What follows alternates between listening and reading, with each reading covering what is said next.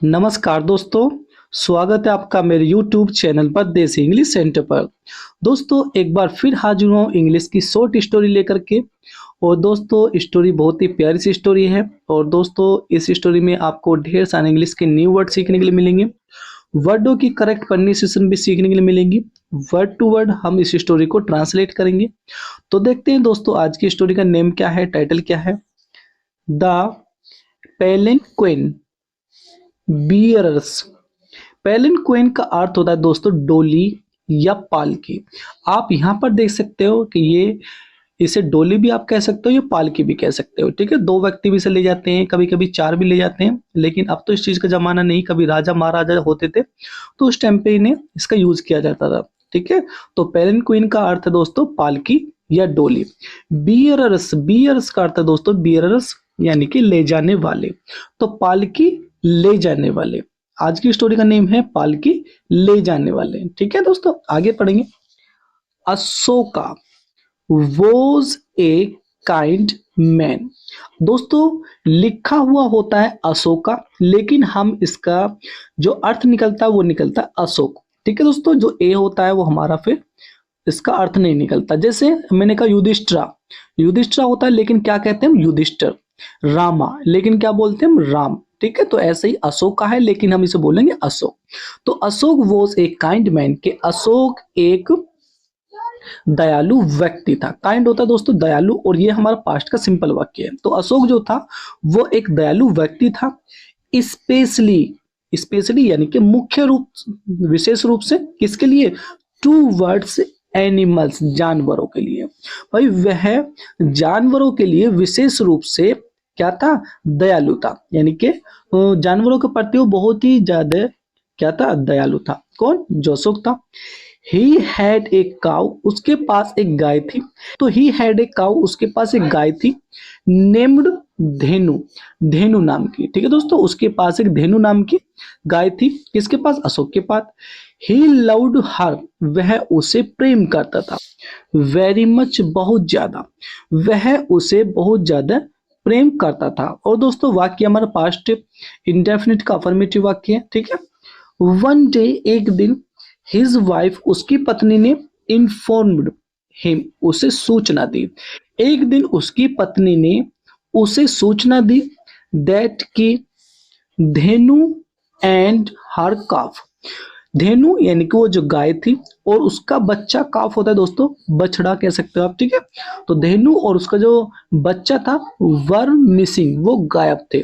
ठीक है दोस्तों, यानी कि एक दिन जो अशोक था उसकी पत्नी ने अशोक को सूचित किया या जानकारी दी कि जो गाय है धेनु नाम की और उसका जो बच्चा है वो गायब हो गए या वो गायब है। ठीक है, अशोका यानी कि अशोक गोट वरिड, चिंतित हो गया। वो जो अशोक था वो चिंतित हो गया।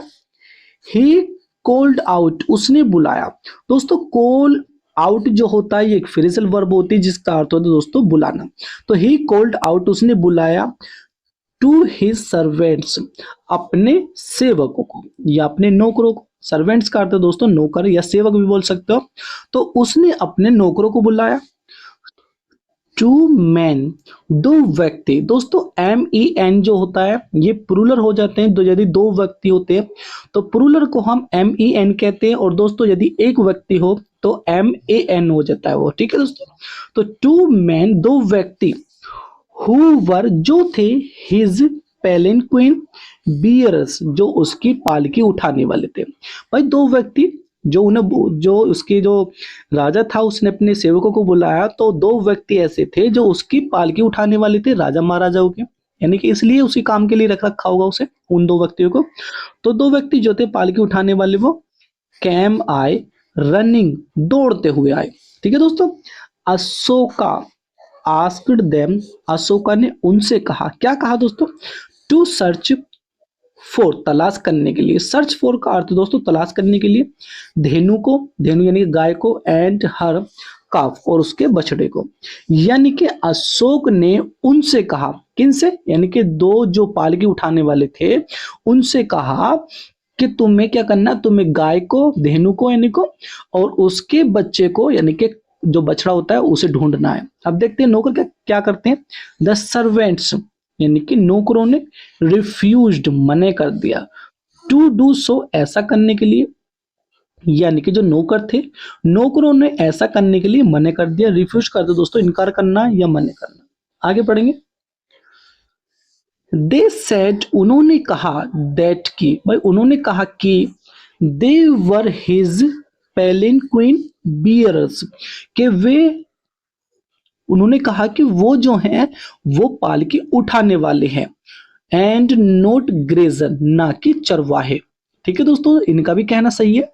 इन्होंने कहा कि हम कैसे ढूंढ सकते हैं, हम तो पालकी उठाते हैं, हम कोई चरवाहे नहीं है, यानी कि जो भैंसों को चराते वराते हैं, हम वो नहीं है, हम तो पालकी उठाने वाले हैं, हम कैसे मतलब ढूंढ सकते हैं, कैसे, ये कोई हमारा काम थोड़ी। इस तरीके से उन्होंने कहा होगा। आगे पढ़ेंगे दोस्तों। अशोका यानी कि अशोक ने थॉट ऑफ ए प्लान, एक विचार सोचा, यानी कि एक प्लान बनाया उस अशोक ने, टू टीच देम उन्हें सिखाने का, ए लेसन एक सबक। अशोक ने उन्हें एक सबक सिखाने का प्लान बनाया, यानी कि योजना बनाई। ही गोट इनटू, वह सवार हो गया। गोट इनटू का अर्थ दोस्तों सवार हो जाना। दोस्तों गोट ये सेकंड फॉर्म होती है, नहीं तो गेट इनटू होता है। गेट इनटू यानी कि सवार हो गया वो। इन हिज पेलिनक्विन, अपनी पालकी में, वह अपनी पालकी में सवार हो गया। एंड और आस्क्ड द बियरर्स, और अपने यानी कि पालकी उठाने वालों से कहा। तो अशोक ने अपने पालकी वालों से कहा कीप मूविंग, चलते रहने के लिए, टिल जब तक, ही फाउंड हिज काउ, जब तक वो अपनी गाय को न पाले, एंड और द काफ, और बछड़े को न पाले। ठीक है दोस्तों, अब इसने क्या क्या कहा, इसने सोचा कि यार ये जो सेवक हैं इस तरह के तो मतलब मेरी गाय को और बछड़े को नहीं ढूंढेंगे, तुम ऐसा काम कर कि इनसे ही पालकी उठवा और खुद उसमें बैठ जा, तब तो ढूंढवाएंगे साथ में लग के। तो इसने कहा कि मैं पालकी में बैठ गया और तुम पालकी को उठाओ, और जब तक चलते रहो, जब तक कि जो गाय है जब तक मिल ना जाए और बछड़ा ना मिल जाए। ठीक है दोस्तों।